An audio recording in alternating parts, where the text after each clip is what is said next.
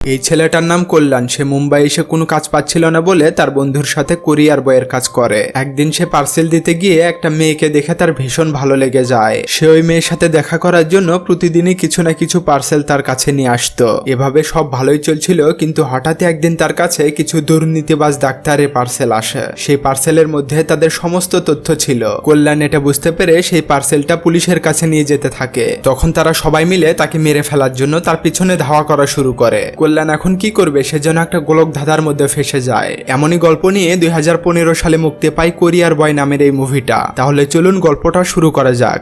গল্প শুরু হয় লন্ডনের একটা গ্লোবাল হাসপাতাল দেখিয়ে। সেইখানে কিছু ডাক্তার অবৈধভাবে ঔষধ বিক্রি করে এবং স্টেম সেল পাচার করে। স্টেম সেল হলো এক ধরনের কোষ যেটা গর্ভবতী মহিলাদের থেকে নেয়, আর এটা থেকে তৈরি হয় একাধিক নানা রকম কোষ। আমি এই বিষয়ে সার্চ করে অনেক কিছু দেখতে পেলাম। আপনারা যদি এই ব্যাপারে আরো জানতে চান তাহলে গুগলে সার্চ করে দেখতে পারেন। তো এই দুর্নীতিবাজ ডাক্তারের প্রধান হলো আমাদের ভিলেন আশুতোষ রানা। আমরা তাকে রানা বলেই ডাকবো। তারা একটা বিদেশি মহিলার স্টেম সেল বের করে সেটা ল্যাবে নিয়ে এসে পরীক্ষা নিরীক্ষা করে, আর সেটা দিয়ে এক ধরনের ভ্যাকসিন তৈরি করে। তারা এটা বড় লোকদের চোখে পুশ করে এবং তাদের দৃষ্টিশক্তি ফিরিয়ে দেয়। এর মাধ্যমে তারা লক্ষ লক্ষ ডলার ইনকাম করে। এবার যে মহিলা থেকে কোষ নিয়েছিল সেই মহিলাটি মারা গিয়েছে, তাই তার ভাই সেখানে এসে হাঙ্গামা শুরু করে। বলে আমার বোনকে যে ট্যাবলেট দেওয়া হয়েছিল সেটা অবৈধ, এজন্য আমি পুলিশের কাছে যাব, প্রয়োজন হলে কোর্টে যাব।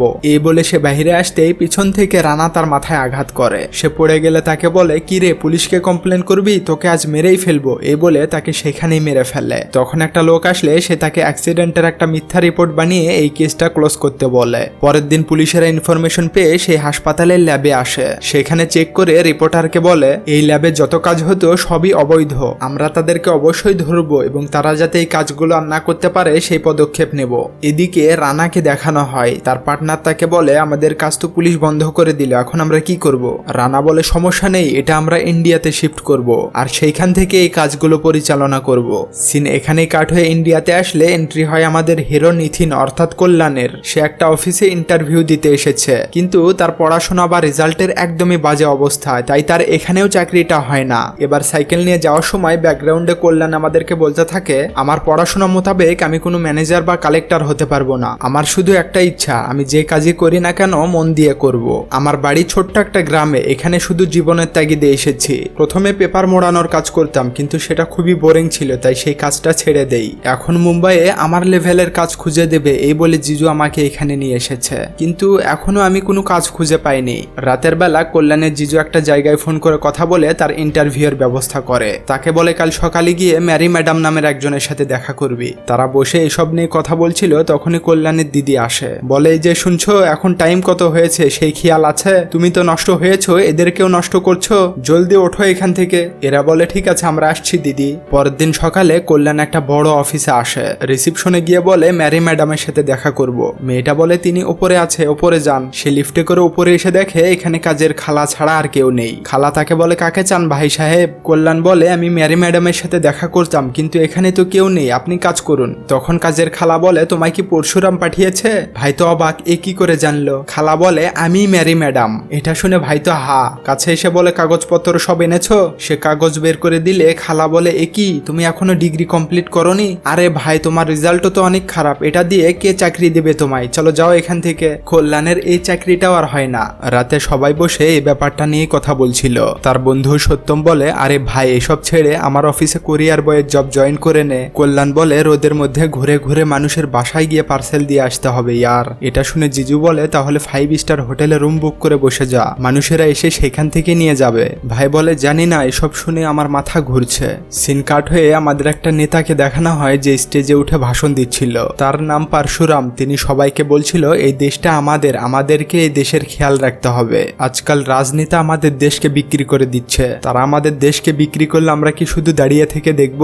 আমাদের দেশকে রক্ষা করা আমাদেরই দায়িত্ব, তাই কাউকে ছাড় দেব না। তার ভাষণ শুনে টিভিতে দেখা লোকজনেরা বলতে থাকে এমনই নেতা দরকার আমাদের দেশে। রাতের বেলা একটা লোককে দেখানো হয়, তার ওয়াইফের পেটে ব্যথা উঠেছে, তাই তাকে হাসপাতালে নিয়ে আসে। একটু পর ডাক্তার ম্যাডাম তাকে এসে বলে সরি ভাই সাহেব, আপনার স্ত্রীকে আমরা বাঁচাতে পারিনি। এটা শুনে লোকটা খুবই কষ্ট পায়। পরের দিন সকালে সত্যম কাজে বেরোচ্ছিল, তখনই তার এক বন্ধু ফোন করে। বলে উকিল তোর অপেক্ষা করছে ইয়ার, তুই কোথায়? তোর সাক্ষী দরকার। সত্যম বলে আরে ভাই আমি তো ভুলেই গিয়েছিলাম, একটু দাঁড়া আমি আসছি।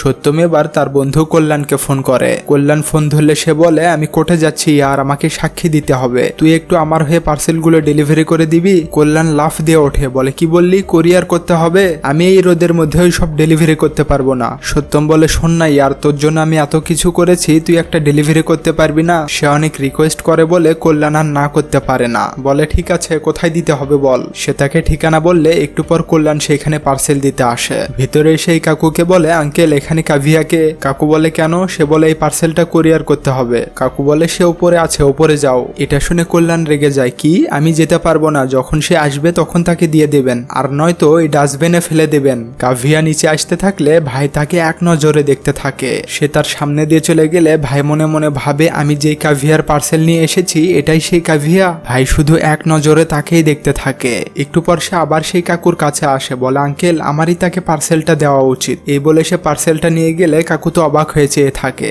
ভাই এবার দিদির কাছে এসে তাকে পিছন থেকে ডাক দেয়। সে তার দিকে তাকালে ভাই কিছু না বলে এক নজরে তাকেই দেখতে থাকে, আর মনে মনে ভাবতে থাকে যে ফিলিংস আমার মধ্যে কাজ করছে সেটা তার মধ্যে আসলে আমার কাজ হয়ে যাবে। এবার কাভিয়া তাকে বলে কি হয়েছে।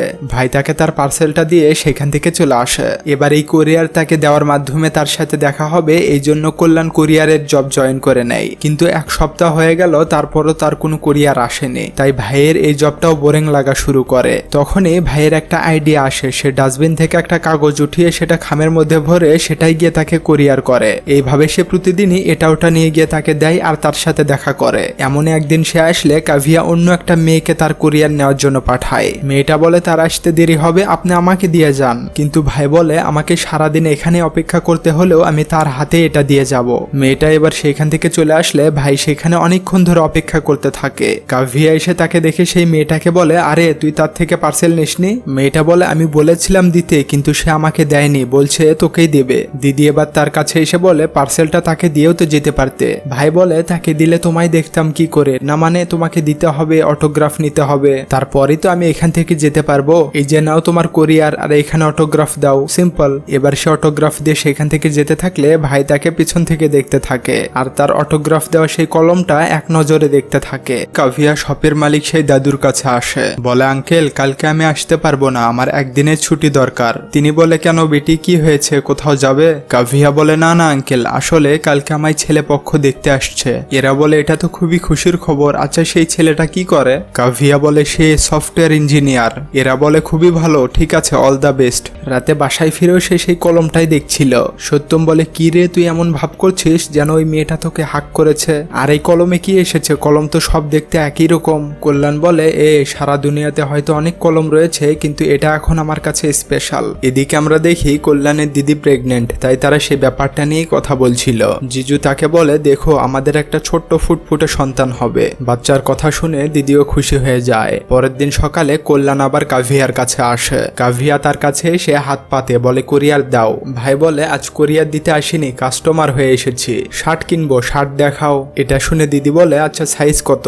ভাই বলে তুমি নিজেই মেপে নাও। এটা শুনে দিদি সেইখান থেকে যেতে ধরলে সে বলে আরে যেও না আমার সাইজ 42। এবার ভাই তাকে অনেকগুলো শার্ট বের করিয়ে শুধু বিরক্ত করে। শার্ট বের করা হলে সে সবগুলো শার্ট নিয়ে ট্রায়াল রুমে চলে যায় আর শার্টগুলো পরে এসে কাভিয়াকে ডেকে বলে দেখো তো আমায় কেমন লাগছে। কাভিয়া বলে দেখো কাস্টমারকে শার্ট দেওয়া আমার কাজ, কিন্তু সেটা ভালো নাকি খারাপ সেটা দেখার বিষয় আমার না। কল্যাণ বলে এত রাগ হচ্ছ কেন? এখানে যারা আসে তারা সবাই তাদের ওয়াইফকে নিয়ে আসে, তার ওয়াইফ তাকে পছন্দ করে দিলে তারা সেটা কিনে নেয়, কিন্তু আমার মতো সিঙ্গেলেরা কি করবে? যদি তুমি আমার সাহায্য না করো তাহলে কে করবে? এখন দেখো তো কেমন লাগছে, একটু দাঁড়াও আমি আবার আসছি। অনেকগুলো দেখার পর দিদি তাকে এমন করে, এটা দেখে ভাইও অনেক খুশি হয়ে যায়। সিন কাট হলে এদিকে আরো একটা লোক তার ওয়াইফকে নিয়ে সেই হাসপাতালে আসে। সেখানে ডাক্তার নির্মলের কাছে আসলে তিনি তাদেরকে ওষুধ লিখে দেয় আর বলে এখন আপনাকে রেস্টে থাকতে হবে, কোনো ভারী কাজ করা যাবে না। এই বলে ডাক্তার নির্মল সেই মেয়েটাকে এক ধরনের ট্যাবলেট দেয়, বলে এটা সময় মতো খেয়ে নেবেন। এটা শুনে তারা বাইরে এসে আন্টি তার আত্মীয়কে ফোন করে খুশির খবরটা জানায় যে আমাদের বৌমা খুব শীঘ্রই মা হতে যাচ্ছে। এদিকে কল্যাণ বসে চা খাচ্ছিল, সেদিক দিয়ে ফায়ার সার্ভিসের গাড়ি যাচ্ছিল। একজন বলে আরে দুপুরবেলা ফায়ার সার্ভিসের লোকেরা কোথায় যাচ্ছে? জবাবে আরেকজন বলে শপিং মলে আগুন লেগেছে, সেখানেই যাচ্ছে। ভাই দিদির কথা ভেবে চা ফেলে দিয়ে দৌড়ে শপিং মলের দিকে যেতে থাকে। সেখানে এসে সে পানি মারে এবং কাপড় নিয়ে ভিতরে আসতেই দেখে সবাই তার সামনে দাঁড়িয়ে আছে। এদিকে তাকিয়ে দেখে একটা মহিলা কান্না করছে, মানে সে তার থেকে কাপড়টা নিয়েছিল। সে তাকে এসে আবার কাপড়টা দিয়ে দেয়। সেই মলের কর্মচারী তার উপর রেগে যায়, এটা কি করলে তুমি? ভাই বলে না মানে আমি ভেবেছিলাম আগুন লেগেছে, তাহলে এই ধোঁয়া কিসের? লোকটা বলে আরে আগুন পাশের বিল্ডিং এ লেগেছে আর আমাদের এখানে নূর ভাই ধোঁয়া দিচ্ছিল, নূর ভাই এসে তার গায়েও ধোঁয়া দেয়। এবার ভাই তার দিকে তাকালে দিদিও অবাক হয়ে চেয়ে থাকে, হয়তোবা বুঝতে পারে এই ছেলেটা আমার জন্য এইসব করেছে। রাতের বেলা কল্যাণ বাসায় ফিরে তার বন্ধু সত্যমকে এইসব বলতে থাকে, বলে আমার মধ্যে কি কম রয়েছে ইয়ার, আমি তার জন্য এত কিছু করছি কিন্তু সে আমার দিকে ভালোভাবে দেখেই না। সত্যম তাকে বলে তোর মধ্যে কোনো কমতি নেই ইয়ার, আমার মনে হচ্ছে ওই মেয়েটার মধ্যেই কমতি রয়েছে, তুই এক কাজ কর আবার তাকে কোরিয়ার করা শুরু করে দে। এবার ভাই তাকে একটা রোমান্টিক চিঠি কোরিয়ার করে, দিদি সেটা পড়ছিল আর ভাই এখানে লুকিয়ে থেকে সেটা দেখছিল।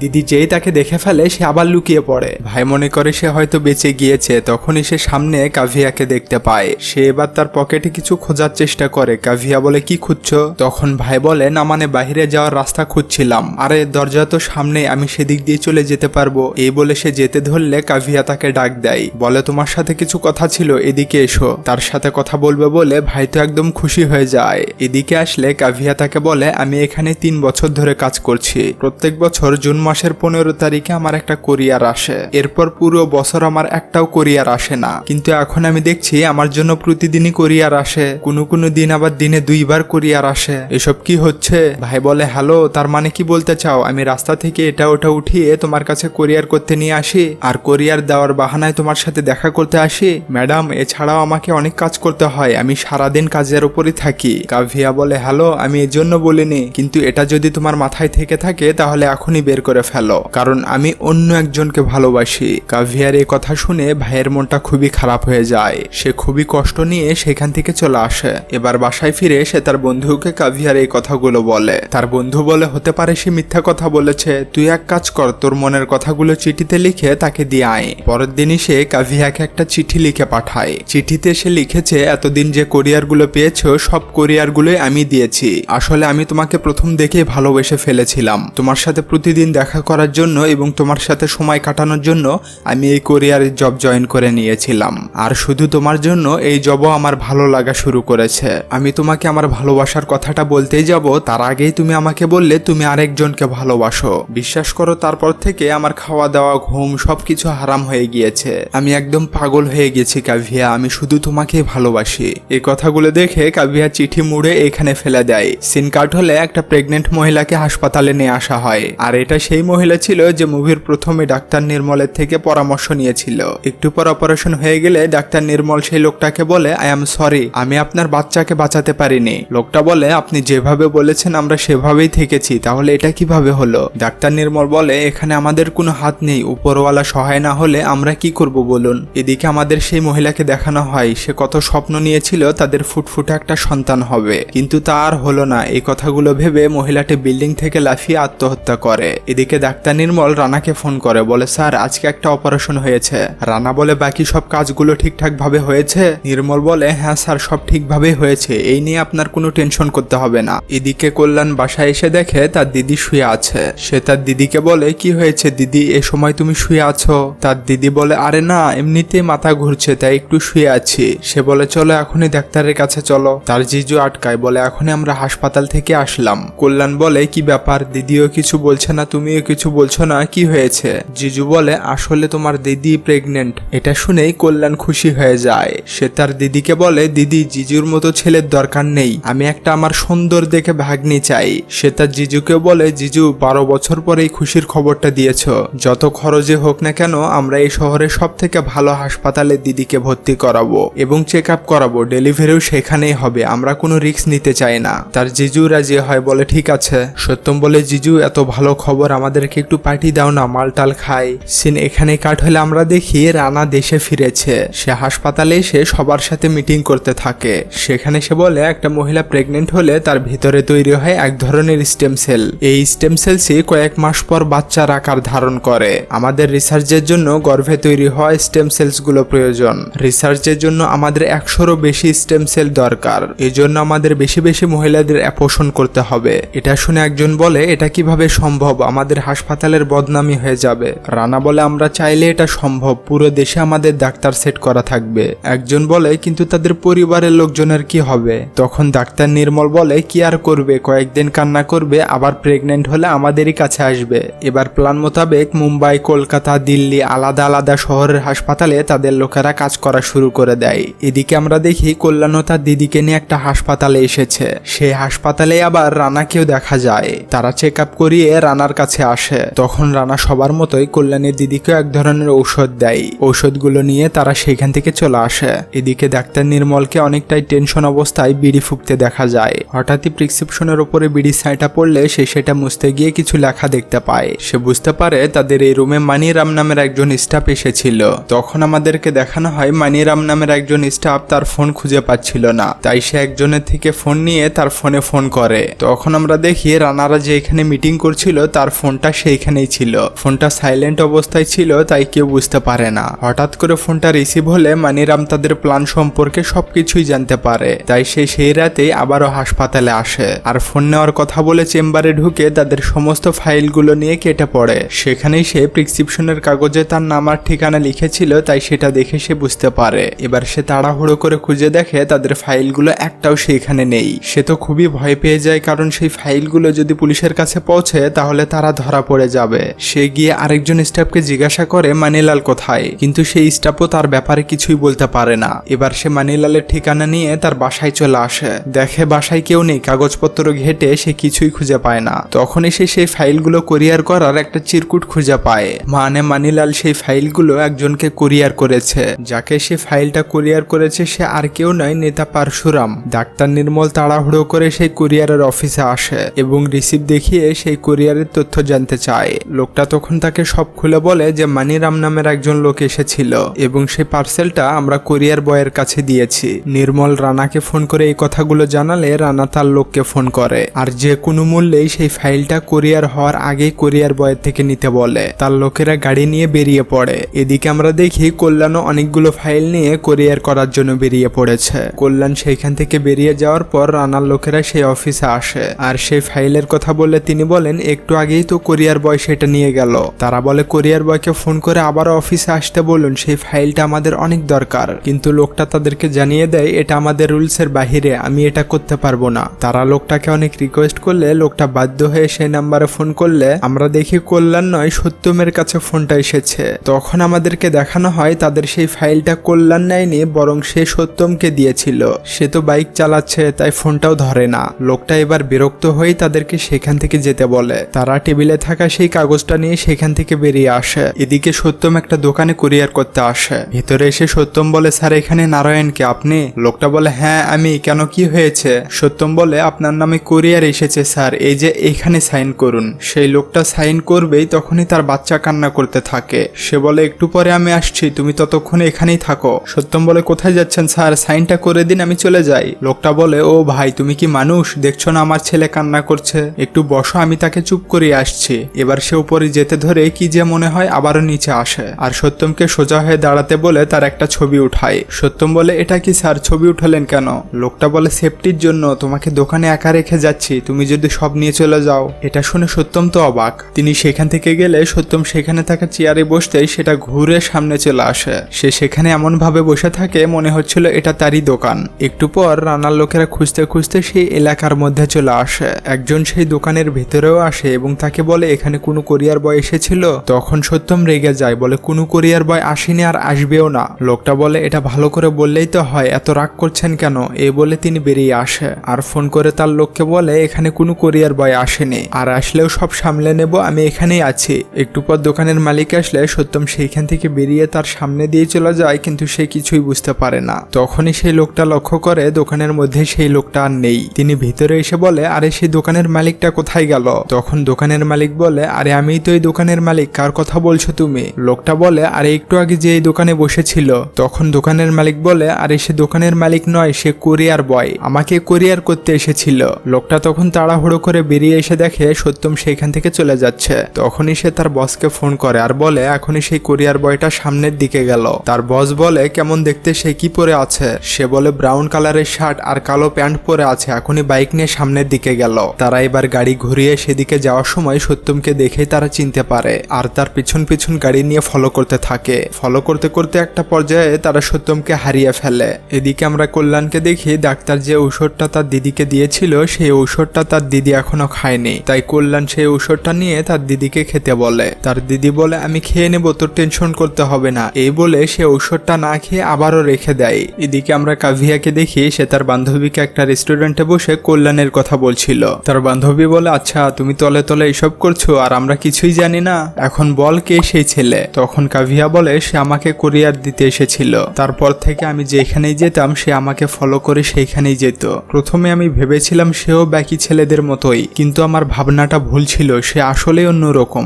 আমি তার জন্য এত স্পেশাল ছিলাম যে সে প্রতিদিন আমার সাথে দেখা করতে আসতো। এসব দেখে আমারও তাকে ভালো লেগে গেছে। তার বান্ধবী বলে, তাহলে তাকে এত দৌড়াচ্ছিস কেন, তাকে বলে দিলেই তো পারিস। কাভিয়া বলে, লাভারকে দৌড়াবো না তো কাকে দৌড়াবো, আর এর পিছনে অন্যরকম একটা মজা আছে, সেটা তুই বুঝবি না। এদিকে সত্যমকে তার এক বন্ধু ফোন করে কোর্টে আসতে বলে তুই কোথায়, তোর জন্য উকিল বসে আছে, জলদি আয়। সত্যম এখন কি করবে বুঝতে পারছিল না, কারণ তার পার্সেলগুলো ডেলিভারি করতে হবে। তাই সে উপায় না পেয়ে তার এক বন্ধুকে ফোন করে, কিন্তু সেও জানায় সে খুব ব্যস্ত রয়েছে, এখন সে আসতে পারবে না। তাই এবার সত্যম কল্যাণকেই ফোন করে আর বলে, কোর্টে আমার একটু কাজ আছে, তুই আমার হয়ে পার্সেলগুলো একটু ডেলিভারি করে দিবি। কল্যাণ বলে, আরে ইয়ার আমার কাজ আছে, আমি যেতে পারবো না। কিন্তু সত্যম অনেক রিকোয়েস্ট করায় কল্যাণ এবার রাজি হয়। কিছুক্ষণ পর কল্যাণ সত্যমের লোকেশনে পৌঁছে, কিন্তু কল্যাণ ছিল রাস্তার ওই পাশে। তখন সে একটা ভিখারিকে টাকা দিয়ে সেই কোরিয়ারগুলো কল্যাণের কাছে নিয়ে যেতে বলে। ভিখারিটা রাস্তার ওই পাশে পার হয়ে কল্যাণকে সেই কোরিয়ারগুলো দেয়। তখনই সেখানে রানার লোকেরা পৌঁছে সত্যমকে দেখতে পায়। দৌড়ে তার কাছে এসে সেই ফাইলের কথা বলে। সত্যম বলে, কোন ফাইলের কথা বলছেন স্যার? লোকটা বলে, আরে পারশুরামের নামে যে ফাইলটা এসেছিল। তখন সত্যম বলে, আরে স্যার এক্ষুনি আমি আমার বন্ধুকে সেই ফাইলগুলো দিলাম, চিন্তা করবেন না, সে খুবই ফাস্ট, রকেটের গতিতে সেই ফাইলগুলো ডেলিভারি করে দেবে। এই বলে সে সেইখান থেকে চলে যায়। তখন সেই লোকটা রানাকে ফোন করে এই সব ঘটনাগুলো বলে। এবার রানা তাদেরকে পারশুরামের বাসায় যেতে বলে। তারা এবার সবাই মিলে পারশুরামের বাসায় চলে আসে এবং মিথ্যা বলে যে তাদের সোসাইটিতে প্রবলেম হয়েছে, এসব নিয়ে কথা বলছিল। ঠিক তখনই কল্যাণ এসে কলিং বেল বাজায়। পারশুরাম এসে গেট খুলতেই কল্যাণ তাকে চিনতে পারে। বলে, স্যার আপনাকে টিভিতে দেখি, এই যে আপনার কোরিয়ার স্যার, এখানে সাইন করুন। তিনি কল্যাণের কলম দিয়ে সাইন করে তাকে কলমটা না দিয়ে গেটটা লেগে দেয় আর সেই ফাইলটা এখানে রেখে দেয়। সেটা আবার এরা দেখতে পায়। এদিকে কল্যাণও লিফটে করে নিচের দিকে আসতে থাকে। হুট করে তার মনে হয় তার কলমটা স্যারের কাছেই রয়েছে। সে আবার লিফটে করে উপরের দিকে আসতে থাকে। এবার এদের মধ্যে একজন পারশুরামকে বলে, স্যার একটু পানি হবে। পারশুরাম পানি আনতে গেলে এই সুযোগে সে ফাইলটা নিতে ধরলে তখনই কলিং বেল বাজে আর পারশুরাম তাকে দেখতে পায়। বলে, এই তোমরা কে, আর এই ফাইলটা নিচ্ছ কেন? হ্যাঁ। সে পারশুরামকে ধাক্কা দিলে তার লোকেরা পারশুরামের মুখ চেপে ধরে আর সে গেটের কাছে এসে দেখে কল্যাণ আবারও এখানে এসেছে। গেটটা খুলে বলে, কি হয়েছে? কল্যাণ বলে, স্যার এক্ষুনি আমি পারশুরাম স্যারকে কুরিয়ার করলাম, তো তার কাছে আমার কলমটা রয়ে গেছে। সে বলে, স্যার মিটিং এ আছে, তুমি আমার কলমটা নিয়ে যাও। কিন্তু না, কল্যাণ বলে, আমার ওই কলমটাই লাগবে স্যার, আমার গার্লফ্রেন্ড ওই কলমটা আমায় দিয়েছিল।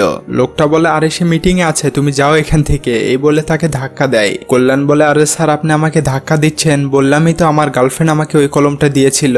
আচ্ছা যতক্ষণ লাগবে আমি স্যারের থেকেই কলমটা নেব, এখানে অপেক্ষা করছি। লোকটা এবার তার সাথে খারাপ ব্যবহার করা শুরু করে, তাকে ধাক্কা দিয়ে সেখান থেকে যেতে বলে। কল্যাণ বলে, আরে ধাক্কা দিচ্ছেন কেন, কি হয়েছে? এই বলে সেও তাকে ধাক্কা দিলে দুইজনে বাসার ভিতরে আসে। তখন কল্যাণ দেখতে পায় তার লোকেরা পারশুরামকে ধরে আছে। সে বুঝতে পারে এরা পারশুরামের লোক নয়, তাকে মারতে এসেছে বা কিছু একটা করতে এসেছে। এবার তাদের সাথে কল্যাণের হাতাহাতি শুরু হয়। পারশুরাম পা দিয়ে সেই ফাইলটা তার দিকে দিয়ে বলে, আমার চিন্তা করো না, এই ফাইলটা যেন এরা না পায়। এবার কল্যাণ সেই ফাইল নিয়ে দৌড়ানো শুরু করে আর তারাও তাকে ধাওয়া করতে থাকে। কল্যাণ তার বাইক নিয়ে অলি দিয়ে গলি দিয়ে যেতে থাকে। একটা পর্যায়ে গিয়ে তারা তাকে হারিয়ে ফেলে। একটু পরে তারা কল্যাণকে আবারও দেখতে পায়। কল্যাণ তার বাইক নিয়ে হাইওয়ে দিয়ে সোজা আসতে থাকে। তখনই ট্রাক থেকে একটা গ্যাসের সিলিন্ডার তার দিকে আসলে সে মাটিতে পড়ে যায়। তারাও সেখানে কার থামিয়ে তাকে ধরবে। কল্যাণ আবারও উঠে দৌড়ানো শুরু করে। এদিকে আমাদের পারশুরামকে দেখানো হয় সে তার বন্ধুর সাথে সে ব্যাপারটা নিয়েই কথা বলছিল যে সেই ফাইলের ভেতর কি থাকতে পারে। তার বন্ধু বলে, চিন্তা করিস না, পুলিশকে বলে প্রত্যেকটা হাইওয়েতে চেকপোস্ট বসিয়েছি, তারা যে এখানেই যাক ধরা পড়বে আর সেই ফাইলের ভেতর কি আছে সেটাও দেখা যাবে।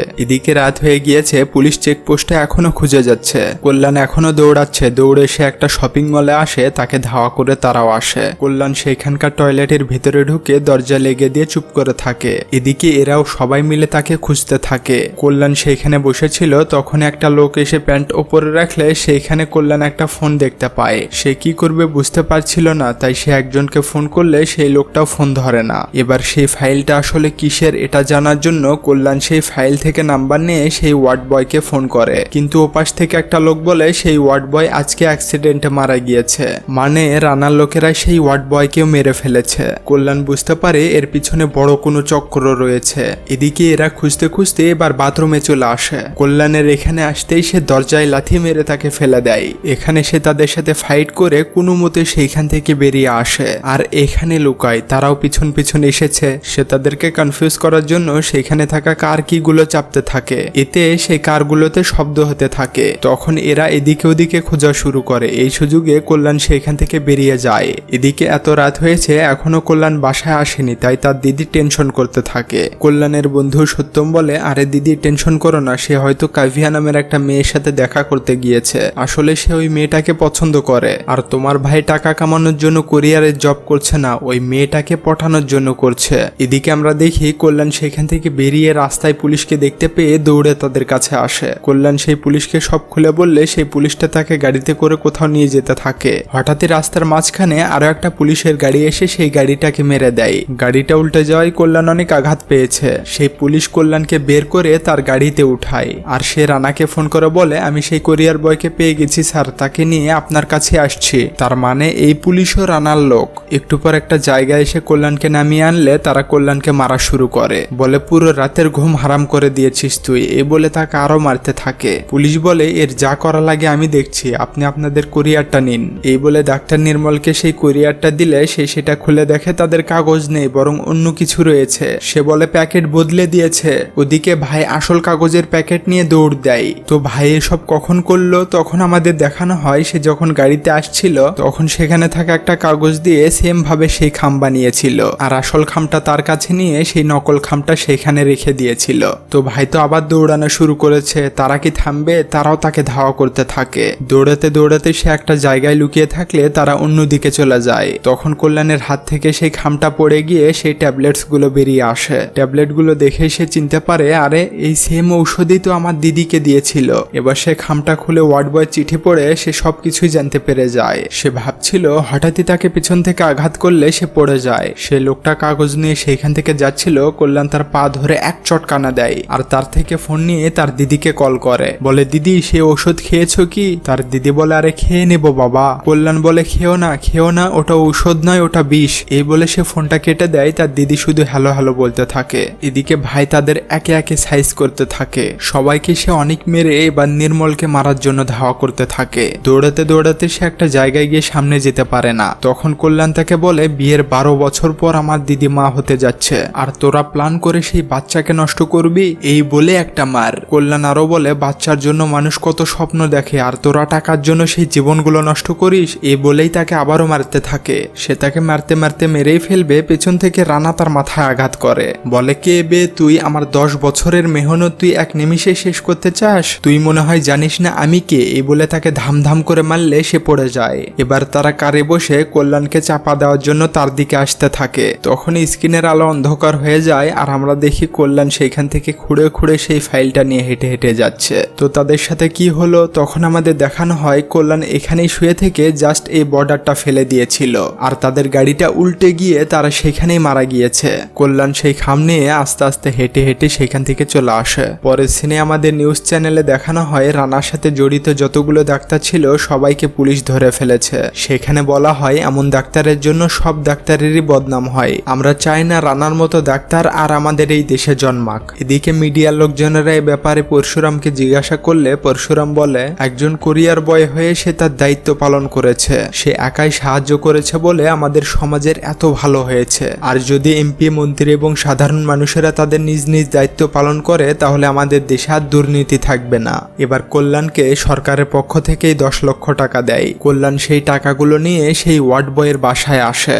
এবং তার স্ত্রীকে সেই টাকাগুলো দিতে চাইলে সে নিচ্ছিল না। কল্যাণ বলে, এমনটা বলবেন না, অন্তত এই বাচ্চাটার কথা ভেবে এই টাকাগুলো রেখে দিন। এবার সেই মহিলাটা টাকার চেকটা নেয় আর একটা হ্যাপি এন্ডিং দিয়ে মুভিটা এখানেই শেষ হয়। তো মুভিটা কেমন লাগলো কমেন্টে না বলে গেলে খবর আছে, অবশ্যই কমেন্ট করে যান। আর হ্যাঁ, আমি অনেকদিন যাবত অসুস্থ থাকায় ভিডিও দিতে লেট হয়ে গেল, তাই সবাইকে অনেকগুলো সরি। এবার সাবস্ক্রাইবটা করে পাশে রাখা বেল আইকনটি অল করে রাখুন তো মশাই। 50কে হয়েছে, আমাদের 100কে ফ্যামিলি পূরণ করতে হবে, তাই দেরি না করে হাতের কাজটা সেরে ফেলুন। আর এতক্ষণ পর্যন্ত আমার সাথে থাকার জন্য আপনাকে অসংখ্য ধন্যবাদ।